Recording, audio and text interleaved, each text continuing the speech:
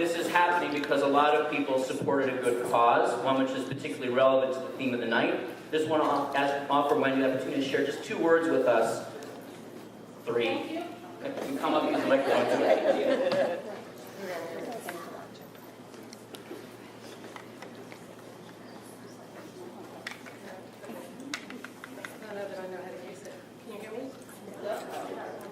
How about here? Yeah.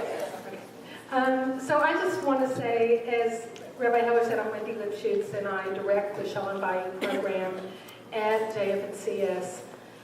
First of all, I just really want to thank all of you. Thank you, Wendy Heller, and all of you that have supported Shalom Bayit. To briefly, and thank you, Rabbi Heller, for all your ongoing support for Shalom Bayit. And just to tell you in 2 sentences that what our program is a program dedicated to prevention and education around issues of abuse in the home and giving voice to victims of abuse and dominance and control and violence in relationships. And we offer individual counseling and support groups for women who've been abused and for individuals who've been abused in relationships and for their children. There is information about our program as well as ways to donate if anybody is still wanting to do that. Some more on the table back there, and I'm happy to answer questions, and we're available here. So thank you.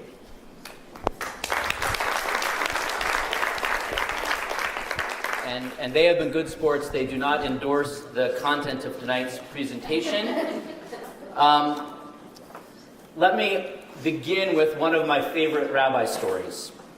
One morning, the rabbi is on his way to shul, and he tells his wife that he's going to give a sermon about sailing. And he shares the sermon with her, and she is nonplussed. She's not very impressed. And so on the way to synagogue on his walk, he decides he's going to change the topic. Instead, he is going to talk about sex. And if he does say so himself, his talk is masterful. He's passionate. He's erudite. He makes them laugh. He makes them cry. He makes them think. And the next day, all of the congregants are coming up to the Rebbitzin and saying, "You know, your husband's talk was so amazing. It touched us." Thinking back to the talk she heard about sailing, she says, with a dismissive glance, "What would he know? He's only done it twice. Once he threw up, the other time his kippah fell off." One wonders why I'm speaking about this topic. So as I mentioned earlier, I have a history of being dared into sermon topics. It began, as I mentioned, with my colleague Eli Garfinkel in rabbinical school. There was a standing bet between us who would ever use in a sermon the words, "So I was sitting on the crapper when," and Eli, you must now pay up. But what happened really is that in my life, I get to do some of the mom things. I get to drive the minivan, I get to drive carpool, I get to stand on the sidelines talking to the moms. And wherever I went, I started hearing whispers about this book in hushed, sometimes flushed tones. And I would be everywhere. I would be at Kiddush, I would be at a home where someone had died, and people would be talking about this book. And finally, I came home one day, and my wife and some of her friends were playing mahjong. By the way, what is it with Jewish women and mahjong? Are there somewhere in Beijing a bunch of old Asian guys playing dreidel? I don't really get that. Someone just got it right now. Great. And so Wendy challenged me. I was a little bit dismissive of the book, and Wendy challenged me to read it, and her friends challenged me to give a sermon on it. And I said, okay, but it's going to cost you $1,000 for tzedakah, and we chose this Shalom Bayit as an appropriate cause. And lo and behold, I sat down and I read the book, and indeed the books, because I believe that in fact there are sparks of Jewish wisdom that can be found in anything. That there is one kind of rabbi who basically says, here's what I want to talk about, and I'm going to tell you that thing. And there are other kinds of rabbis who at least pretend to be interested in what the listeners are talking about. And so before they talk about whatever they want to talk about, they put it in the terms that their listeners can understand. I would like to think I'm the second kind. Anyway, so here we are. So this is the second time I've given this talk. On Saturday night, I gave a preview. It was a different crowd. It was our Shavuot crowd. My mom was there, which caused all kinds of performance anxiety. It's like one of those nightmares you discuss with your therapist later. But I want to start with a story from the Talmud. Rav Kahana once went in and hid under the bed of Rav, his teacher. And he heard him chatting with his wife and joking and doing what he required. And he, Rav Kahana, said to him, "One would think that my master's mouth had never sipped the dish before."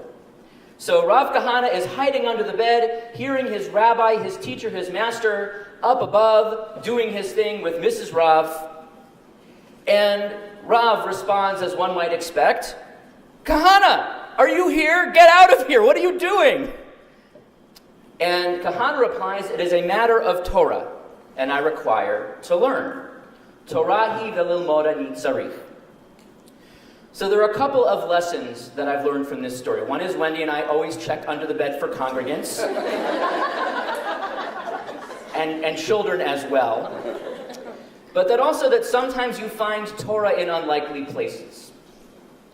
So this book, this 50 Shades series, which you have not read, if you have not read it, that's fine, but there will be spoilers this evening, is a phenomenon. There are over 10 million copies of this book that have been sold, many of them electronically. A number of moms have learned that, in fact, they are sharing their Kindle account with their children through buying this book online. I will summarize for you a couple of, note to self, change the iPad as soon as I get home. I'll just summarize for you what happens in this book. There is an ingenue, a young college graduate named Anastasia Steele, who meets a billionaire industrialist named Christian Grey, who is a man with a taste, no, a compulsion for BDSM, for bondage, dominance, sadism, and masochism. He wants to tie her up, assert his power over her, and inflict pain, and she, at least some of the time, enjoys it. It's an exploration of what would seem to be a very uneven power dynamic. And yet, over the course of 3 novels, they recast and redefine their relationship. I have to ask the question. There is a whole section in Barnes & Noble of novels with Fabio on the cover, right? Or sparkly vampires, right? Of women having their bodices ripped. What is it about these books? Why do these books speak to so many women and even a few men? What is it? Well, it is not for the quality of the writing, I am sad to say. I refuse to speculate what it means about the number of people out there who want to be spanked. I would suggest to you that there are actually some important lessons that we can learn from this book as thinking people and as Jews. One is that there is a phenomenology of this book. What is it that made this book rise to the top of the New York Times bestseller list? The second thing is I think there is something distinctive about the power dynamic in this book and a way of thinking about on a shallow level, but also on a deeper level. I know many of you are asking, what does the rabbi think about these specific sexual activities described in the book, Wendy in particular? I have to do that to you at least once this lecture, or perhaps not. It's your choice. There are also, I think, some deeper spiritual questions, and that's where we're going to go at the end of our talk tonight. So the truth is, every generation has a book that shocks.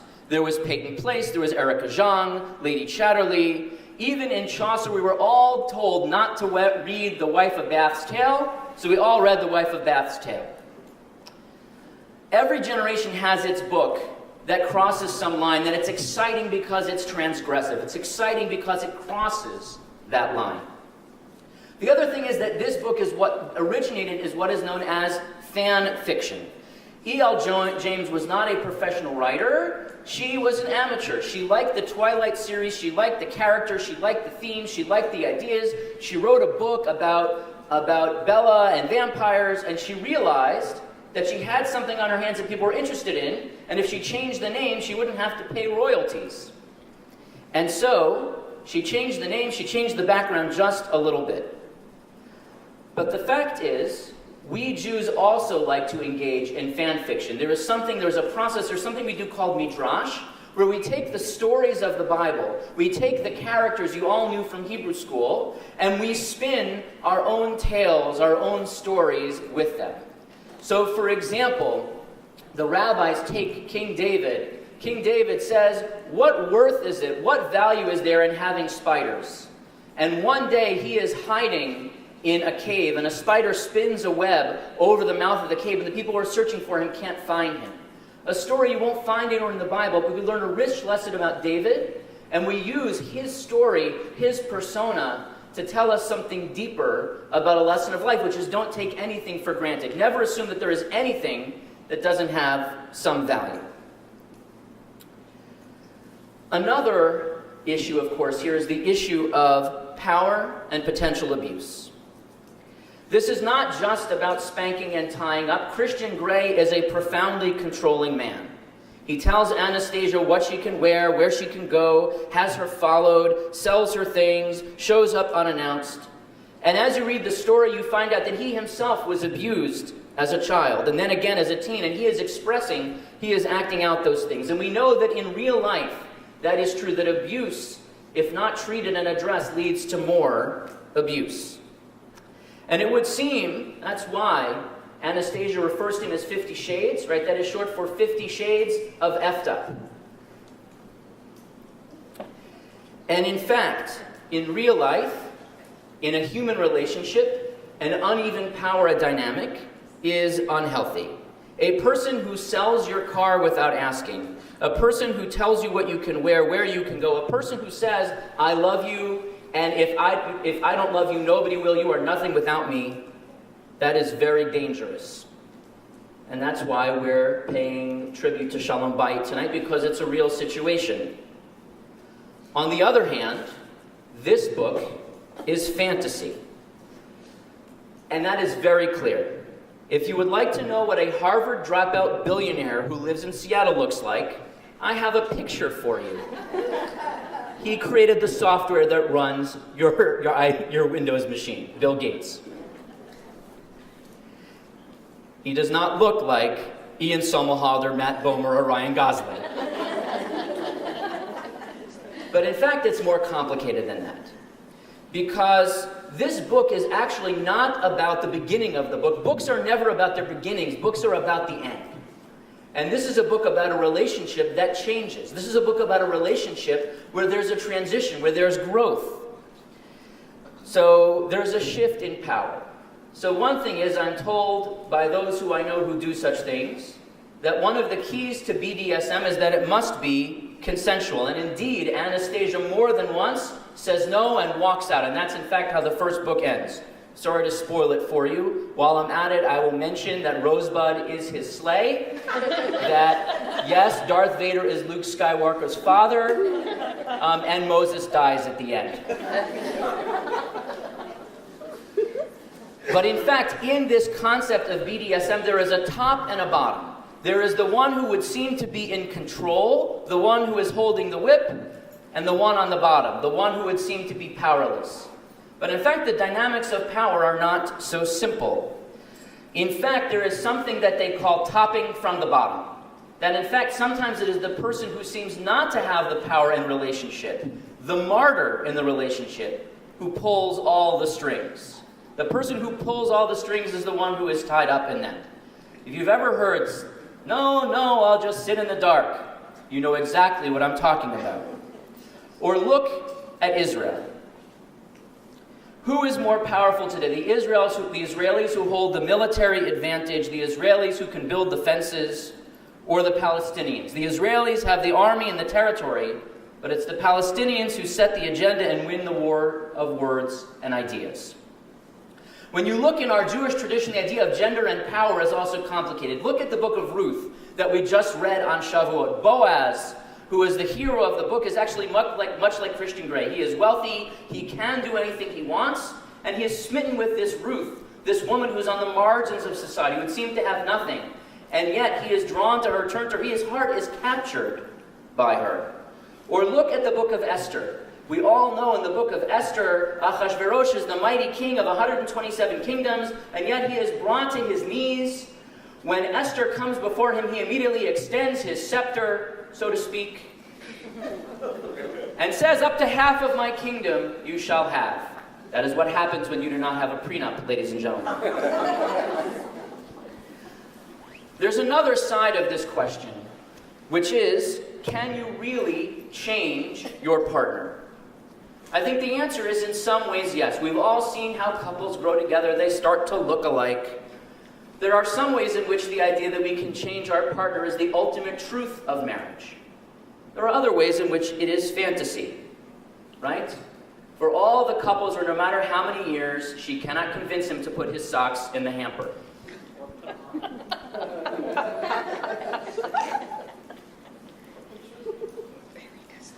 I would like to, I don't even know where that was going. Oh. Yes.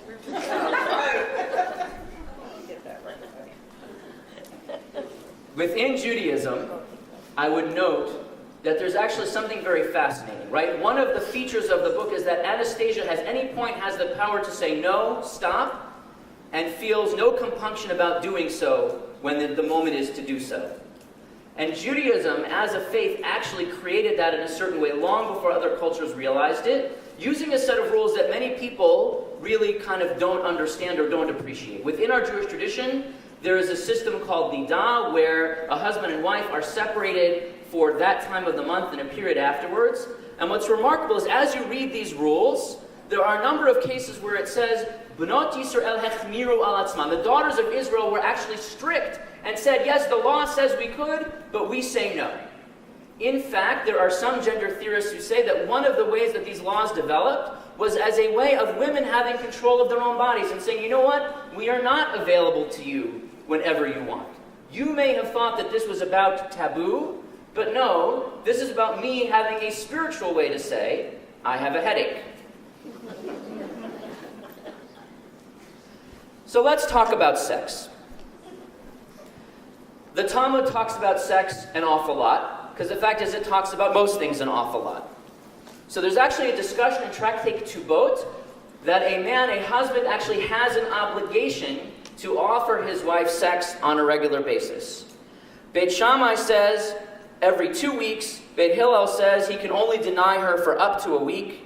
But then it goes on to list other categories: laborers for up to a week, for those who drive donkeys once a week, for camel drivers once every 30 days, for sailors every 6 months. Hello, sailor.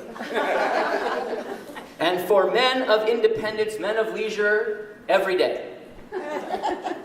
Good thing Gray is a man of leisure. Maimonides was a famous rabbi, but he was also a doctor. His mom must have been very proud. He actually wrote a treatise, one of the first texts we have which describe the fallopian tubes. He, in his Laws of the Intellect, writes as follows: a man should not frequent his wife like a rooster. Rather, he should limit his relations to once a week from Shabbat evening to Shabbat evening. At the time of relations, he should not be drunk, nor lackadaisical, nor tense. Neither both of them, nor even one of them. She should not be asleep. Word to the wise. Nor should the man take her by force against his will, more seriously. Rather, the relation should take place amidst their mutual consent. He should have intercourse with her modestly and not boldly, and should retrieve from her immediately. I don't know how Mrs. Maimonides felt about that. But the truth is, right, so Maimonides paints a picture of sex as something which is a duty to be done in the right frame of mind, with the right approach, perhaps with a certain sense of dignity, perhaps with a certain sense of regularity. It's like getting your fiber, right?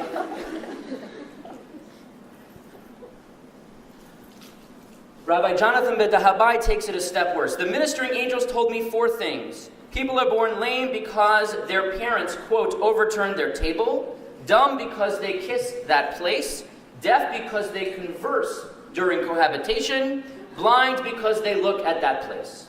So in case you were wondering what he said, if you kiss that place, if you talk, or you look at that place, you are going to end up having children who are not going to turn out okay.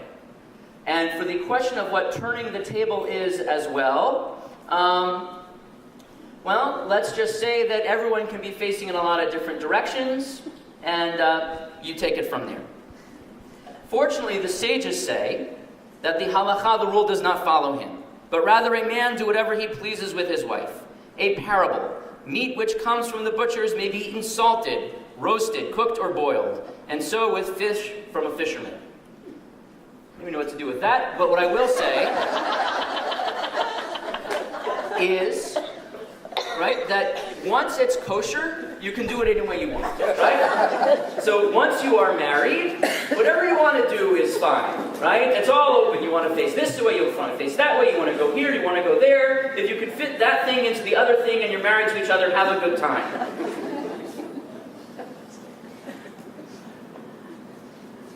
There's another piece of the puzzle here, which is that there are some relationships where sex is not fully consensual, right? There are some relationships where even though they are doing it, they are not wholehearted in doing so. And so our sages teach in that same text, this is found in the Talmud Nidarim, for those of you who are feeling particularly pious, that children of fear, children of outrage, of a hated wife, one under a ban, a woman mistaken for another, of strife, of intoxication, of a mentally divorced wife, of promiscuity, and of a brazen woman.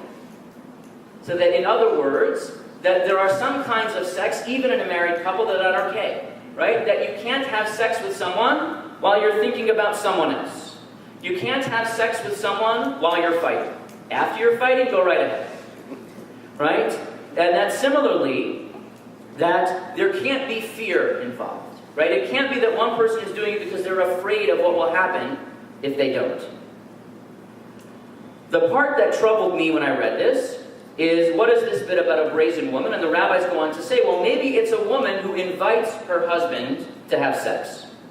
The rabbis respond, but this is not so. For did not Rabbi Shmuel bar Nachmani say, in the name of Rabbi Yochanan, one who is summoned to his marital duty by his wife will beget children such as were not to be found even in the generation of Moses. In other words, that in fact a man who is smart enough to hear his wife saying, okay, come to bed, honey, that is actually the best thing that could possibly happen. So I think one of the things that is remarkable that draws people to this book is that the characters in this book actually talk about sex. They actually talk about what they like and don't like. They actually say, I'm thinking about doing this, what do you think? They actually say, well, I wasn't such a big fan of this, but let's try this other thing. So I have 2 chairs in my office that I can pretty much tell how a meeting is going to go based on how close they are to each other.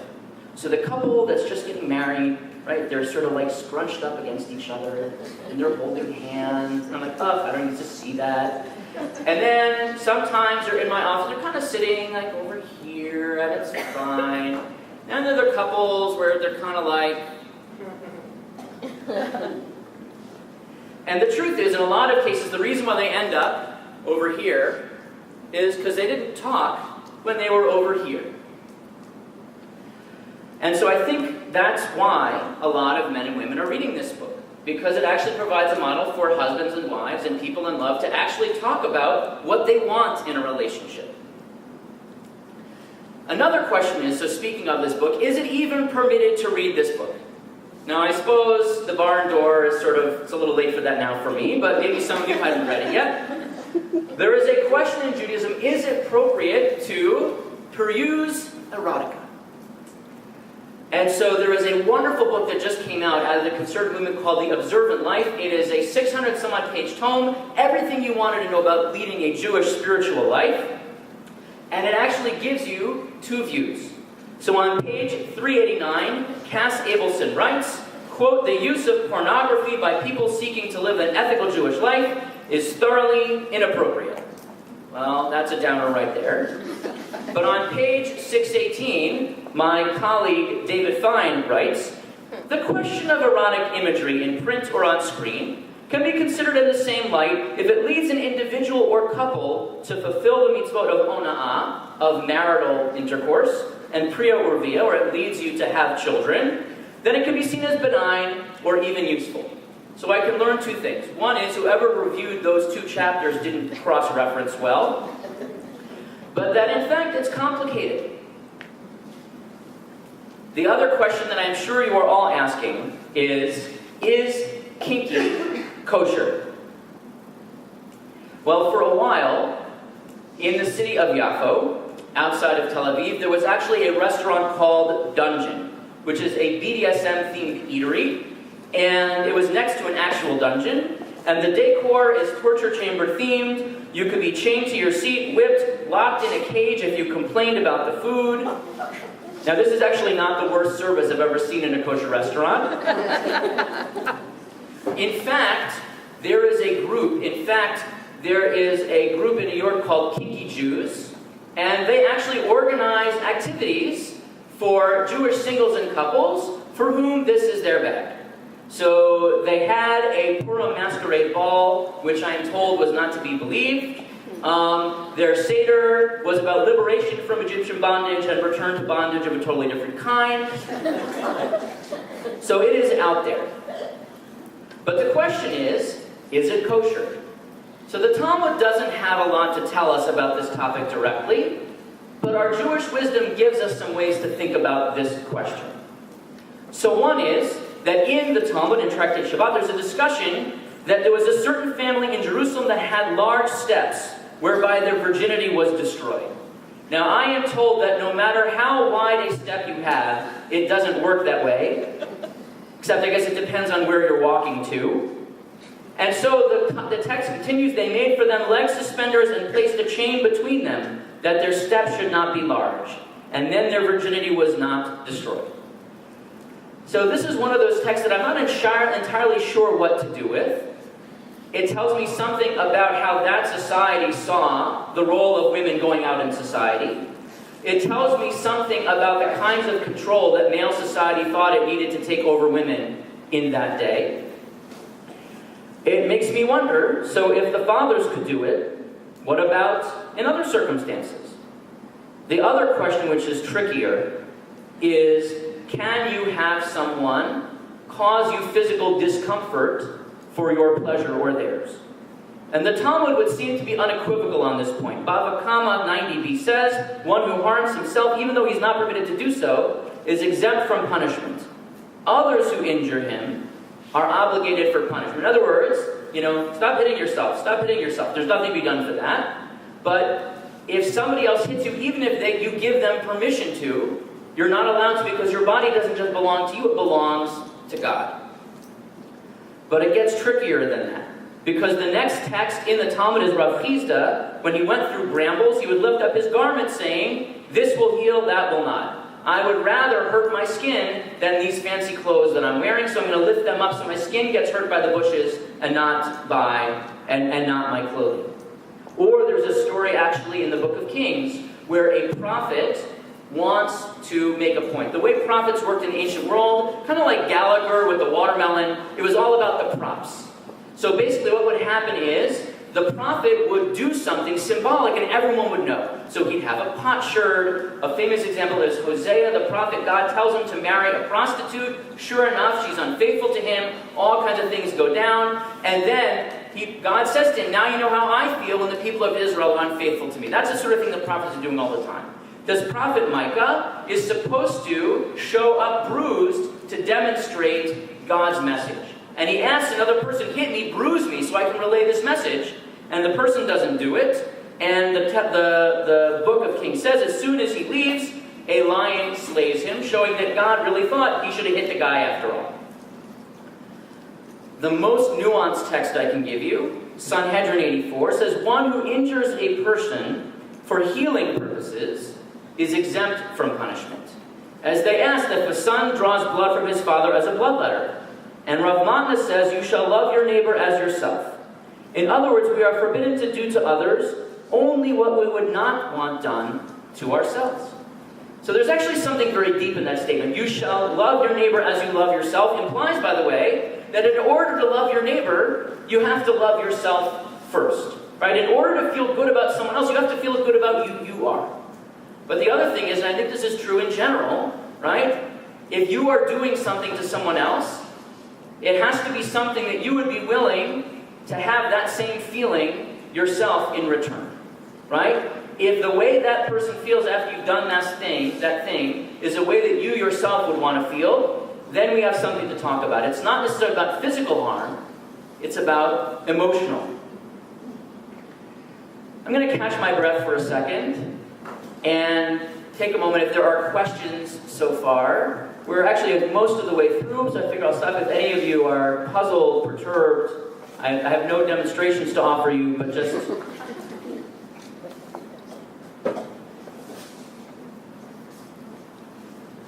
we press on. Here's the fun part. Here's where I read the ancient. So I mentioned earlier that this is not the first book to cause turmoil in the world. So let me read to you from an ancient text.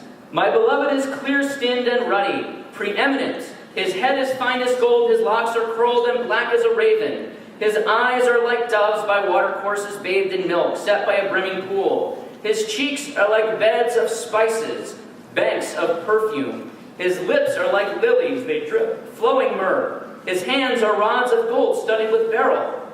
His belly is a tablet of ivory, adorned with sapphires.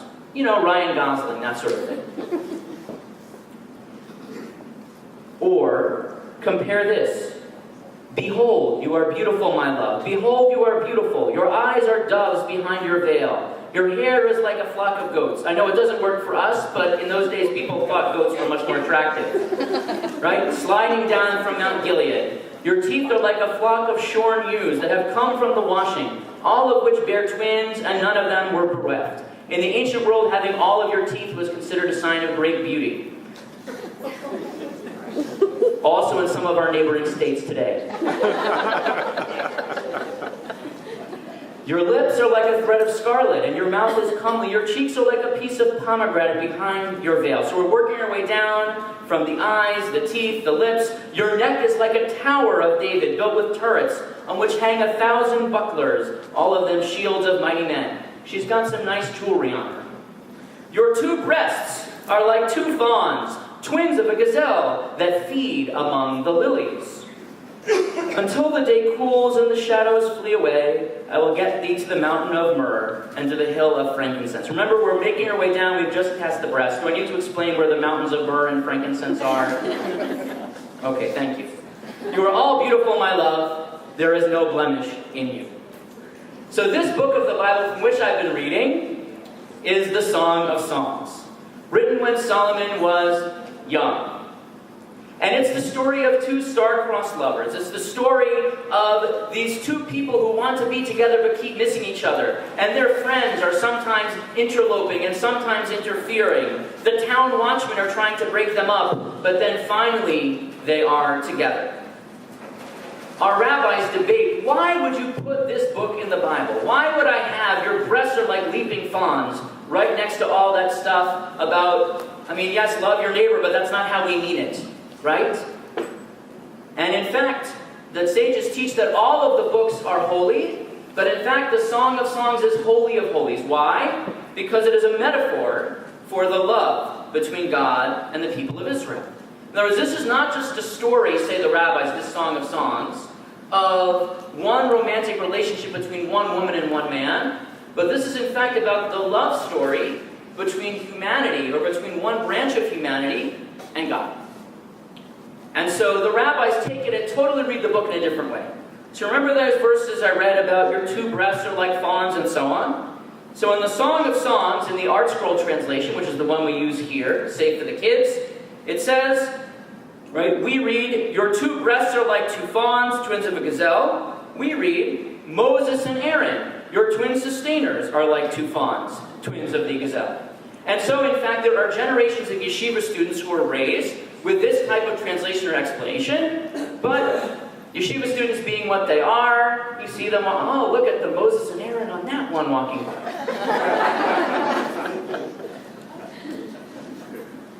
And so, in fact, the Song of Songs is a love story, but it's also every love story. So chapter 5, I have come into my garden, my sister of bride. I have gathered my myrrh with my spice. I've eaten my honeycomb with my honey. I have drunk my wine with my milk. Oh, this guy knows how to lay it on. Eat, O friends, drink deeply. Now she responds, I sleep but my heart is awake. Knocking, it is the voice of my beloved. Open to me, my sister, my love, my dove, my perfect one. For my head is filled with dew, my locks with the drops of the night, he says from outside the door. She responds, I have taken off my robe. How could I put it on? I have bathed my feet. How could I soil them? I'm washing my hair. My beloved put his hand through the hole of the door, and my insides were thrilled by him. I arose to open to my beloved, and my hands dripped with myrrh, my fingers with flowing myrrh. I opened to my beloved, but my beloved had turned away and was gone. My soul failed when he spoke. I sought him, but I could not find him. I called him, he gave me no answer. So often in relationships, there's the time when one partner is ready to go, and the other partner is off doing something else, is not in the space. But then guess what? 20 minutes later, okay, now I'm ready. Okay, but I've moved on to the next thing, right? You missed your chance. And so it's funny because it's true. But, right, that happens to us in our personal relationships, but I also think it happens to us in our spiritual relationships. The times when we are looking for God sometimes don't overlap 100% with the times when God is looking for us. And only rarely do those things match. If you look at this book, right, the 50 Shades series, right, this is in theory a sermon about this 50 Shades series, right? Right? The whole point of this book is the times when she is attracted to him, the times when he is attracted to her, don't always overlap. There's an approach and a withdrawal. There's an approach and a withdrawal. In so many of our relationships, there's the time when we want to be close and they want to be far. When we want to be far and they want to be close. Another aspect of the story that's so important is the role of family. We get to meet Christian's adoptive family, his sister, everyone else who's around him. And in the Song of Songs, this whole bit of family is important as well. If only it could be as with a brother, as if you had nursed at my mother's breast. Then I could kiss you when I met you in the street and no one would despise me. I would lead you, I would bring you to the house of my mother, of her who taught me. I would let you drink of the spiced wine of my pomegranate juice. I don't know exactly what that means, but I think it's dirty. Right? So there is something, right? One of the things that I think many people enjoy in reading this book is there is a thrill involved in fooling around in your parents' house. After you have kids, a little bit less so. But nevertheless, right, there is that moment, right? And for the Song of Songs, it's there, and I think that's one of the thrills that's in the book as well. There's actually something much deeper going on here. And this number 50 with this 50 Shades, I didn't realize it when I was reading it, but I realized that there's actually something much more significant going on. So when Wendy challenged me to read these books, it was Passover. It was the holiday, ironically enough, of our freedom from bondage. Right? It's the holiday that celebrates the Jewish people being taken out of Egypt by God. Israel was this innocent, inexperienced nation. They didn't know from God. They didn't know from anything. They had nothing. And God took them out into a desert, into an uncertain place. And then 50 days later, on Shavuot, they receive the Torah at Mount Sinai, and they enter a new level of relationship. So in fact, I think there is something about the power dynamic in this book that bears mentioning. You'll remember that throughout the book, or at least certainly beginning, Christian won't let Anastasia look at him or touch him. He offers these bizarre commands controlling every aspect of her life, sometimes does harsh things with no warning, and yet also provides everything she needs, sometimes without her knowing it, and occasionally exquisite pleasures.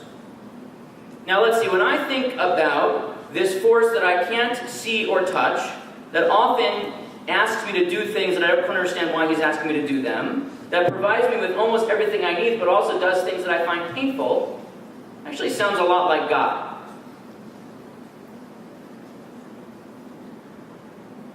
And the truth is that I think part of what is going on in this book, and part of the reason why this book is so powerful, is that part of what is going on in this type of relationship is that we are all in search of something that is greater or more powerful than we are in the world. And in the absence of finding God, we'll find whoever is closest who can come closest. And I'm not saying I'm not saying that that is always a bad thing. But I would note that even sometimes God does not act to us in a way that we think is good. So the Talmud tells us in Tractate Brachot that if the Holy One, blessed be He, is pleased with a person, He crushes him with painful sufferings. For it is said, and the Lord was pleased with him, He crushed him by disease. These are the words of the covenant. Even as in the word of the covenant mentioned in connection with salt, salt lends a sweet taste to the meat, so also in the covenant mentioned in connection with sufferings, sufferings wash away all the sins of man. Our sages were very wise in understanding that sometimes we seek solace in suffering. Sometimes we even see suffering. When we see even, unfortunately, when someone who we love has hurt us, we see that as a sign of the power of the relationship. And that's a very complicated feeling, even in a relationship that's very positive. But let me get back to Shir Hashirim. Let me get back to songs of love. So Shir Hashirim is about Passover being freed from slavery, and 50 days later, we get Shavuot, we get the Torah. Now, so Christian, we are told many times, is 50 shades of effed up, and that's as bad as you can be. And it turns out that we are actually preceded by hundreds of years in this idea of 50 shades of effed up. That in fact we are preceded because you find in the Zohar that when the Israelites were in Egypt, they had descended to the 49th level of impurity. Had they gone even one level lower to the 50th level, it had been too late. Why did they have to wait 49 days to go from Passover to Shavuot? Because on each day they rose one spiritual level. Each day they rose one level in their relationship with God.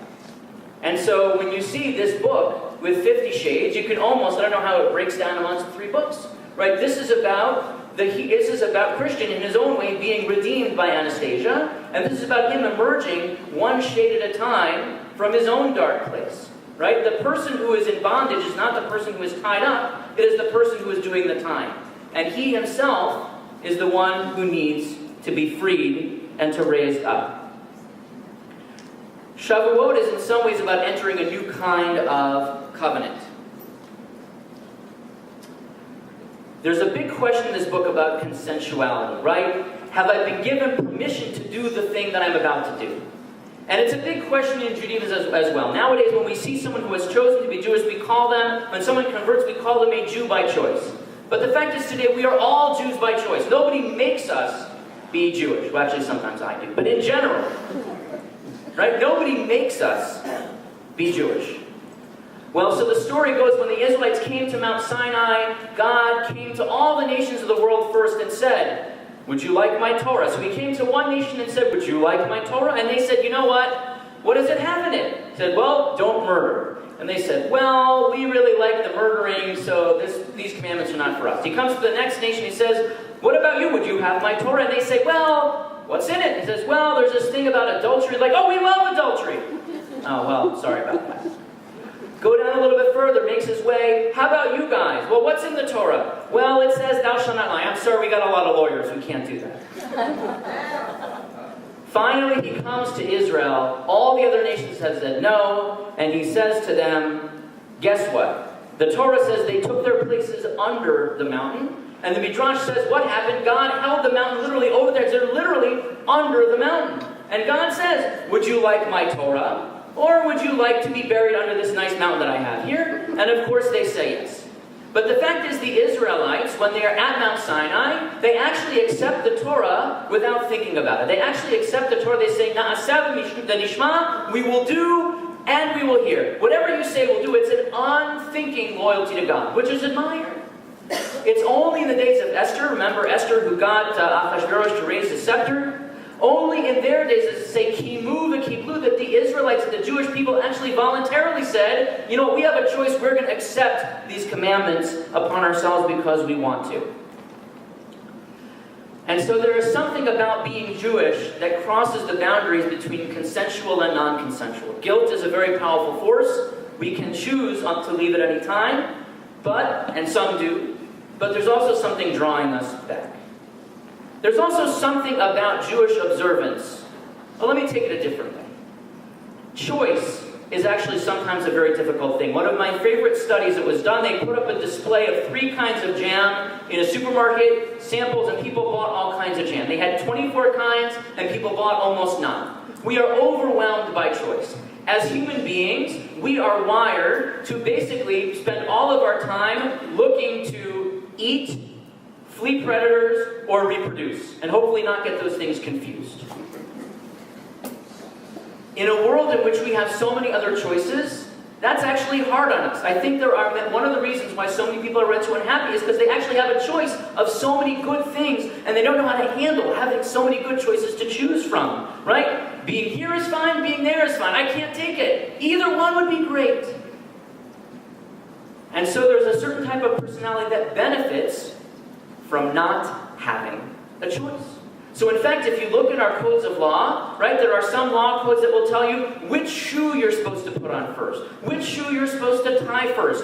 At every moment of the day, in case you were wondering what it is that you're supposed to do, wait, I can tell you this is what you got to do. And in fact, there's a kind of religious personality that thrives on that, where if every moment I have to decide what I'm going to do, I can't even decide what salad to have for lunch. You want me to make a major life decision? What's wrong with you people? And so if I can look at a book or ask a rabbi, that makes my life a lot easier. And Christian Grey actually understands this. If you were my sub, you wouldn't have to think about this. It would be easy. All those decisions, all the wearying thought processes behind them, is this the right thing to do? Should this happen here? Can it happen now? You wouldn't have to worry about any of that detail. There is an aspect of who we are that wants to choose not to choose. And yet, if you look at the way the book goes, I think it actually tells you something about what we internally know is where we need to get to, which is not a model which is by force, but a model which is ultimately covenantal and consensual. Whether it's a model of our personal relationships, or even our relationship with God. Even our relationship with God, we feel commanded, we know that there are things that God wants us to do, but we do them not because we're afraid He's going to hit us, but because of the love that we have for Him. In the book of Hosea, I mentioned earlier, he's the guy, Hosea had to marry a hoe. The second chapter of that book we read, it was actually almost funny. I'm sorry. Anyway. Right? The second chapter of that book was read as the Haftorah this past weekend. And remember, he marries this wanton woman. He has to cast her out and then bring her back, and their relationship is renewed. And we read, "In that day declares the Lord, you will call me Ishi, and no more will you call me Baali." So there's a pun here, because Baal is the name of a pagan god, but Baal is also my master. You're going to call me Ishi, my husband, and not Baali, my master. That is exactly what this book is about, right? The book of Hosea said it first. I would argue maybe it said it more poetically, but that's really what it's about. And in the relationship, you want to go from Baali, my master, to Ishi, my spouse, my partner, my companion. And by the way, the end of that chapter reads, "And I will espouse you forever. I will espouse you ve'erastichli, with righteousness and justice, with goodness and mercy. I will espouse you with faithfulness, and you shall be devoted to the Lord." Now, by the way, many Jewish men, myself included, say those verses every weekday, as we do pretty much the kinkiest thing that observant Jews do, which is put on tefillin, right? In case you know, I own several sets of leather straps, but I only use them by myself. Or sometimes with other men.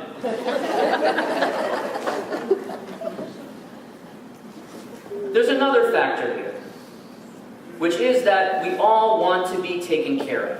I mentioned that a life of choosing is hard, but that in fact, and that's actually someone who's here who mentioned it first to me, right? That in fact, one of the reasons why I think so many women are drawn to this book is because the idea of having someone who takes care of you at every turn. You don't have to worry about anything. You don't have to worry about buying a car. You don't have to worry about buying a laptop. You don't have to worry about all of your physical needs, all of your emotional needs. Everything is taken care of. This person anticipates every physical, emotional need you might have. Instead of me running around and changing diapers and cleaning up and cooking and driving here and moving there, and by the way, bringing home the bacon. Not literally, of course, I hope, right? And so there's something very powerful in a model in which you are taken care of, where instead of having always to worry about other people, you have somebody else worrying about you.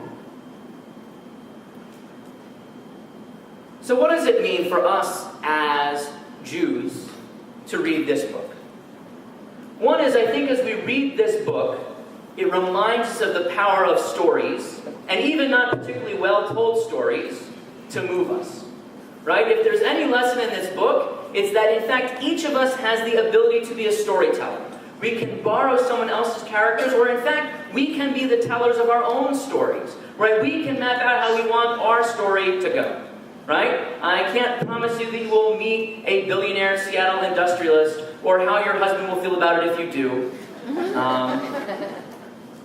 Right?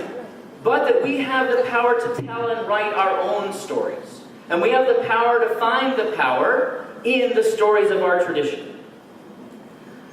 We also have to read this book through a lens of understanding that there are some kinds of relationships that are unhealthy. And that there are times in a relationship where we need to have the ability to say stop, to say no, to say this is not okay. Or in a more positive context, to talk about what we need in a relationship. To say, this is what I need physically, this is what I need spiritually, this is what I need emotionally. Let's talk about it, let's read about this together. It's also important to know, I think we Jews we're a little bit like Catholics, but sometimes we get a little bit confused. So Judaism tells us that sex, at least in the right context, is a good thing. That whatever helps a husband and wife to be more intimate, to be closer physically, spiritually, emotionally, is a good thing. That all of the women who read this book, right, the goal is to then not sit in the bathtub with the door locked, right? But go home and tell your husbands how you feel after having read this book. Your husbands are free to send me a fruit basket in the morning.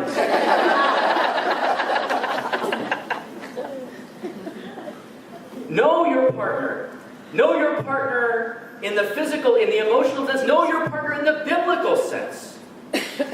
As long as it's with your spouse and as long as it doesn't make them feel bad, it's better than not. It also tells us that on a deeper level, we have a need for something greater than ourselves. Now, no person can be that much greater than ourselves, but that we want to be taken care of. We want stability. Sometimes we want someone else to make decisions for us. We don't want to pick out our own presents. We want to be surprised. I know that. But there's a limit to how far you can go in any human relationship. But it can go on to an infinite extent with God. That we're looking for a protector, for a guide, for someone who can be beyond what any person can do for us. And that force is out there. Most importantly, as I read this book, I realize that each of us wants the ability to change and to change others. That in fact, the most powerful thing that we can do as a human being is to help another person be who they could be to their greatest extent. Right? That's why women love this book. You know what? They're trying to figure out how to get their husbands to put the laundry in the hamper, right? Or to turn down the football. Right? And this woman gets this man to do all these other things that he never thought he would do. But the fact is, we all have the ability to bring out the best in other people. And I think that's what appeals to us so much. That we want to know that we can make a difference in the world, that we can change ourselves, and that we can change someone else.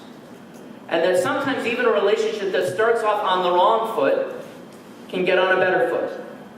That we can go from a place of Baali, my master, to Ishi, my partner. That we can get to a place where even if we started off with things not being right, we can make them better. Because aren't we all looking for the happy ending?